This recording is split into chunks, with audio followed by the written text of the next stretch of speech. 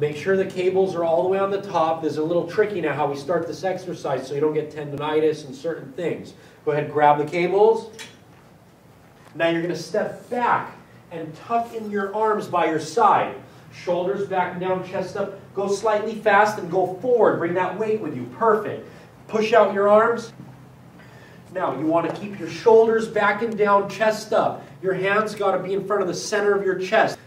One leg forward, one leg back. Put most of the pressure on the front leg. Every set you're going to switch legs. So one time put your right foot forward, one time put your left foot forward. Wrists straight, elbows slightly bent. Come back to 180-degree angle. Breathe in on your way back. Now blow out and bring it in. Squeeze that chest. Nice. See it work in the chest? His head is straight. He's looking straight at you. Abs are tight. He's not swaying back and forth. While he's doing it, his arms aren't going up or down. It's in one plane. Look at his wrists. They're not moving around. His wrists are nice and straight.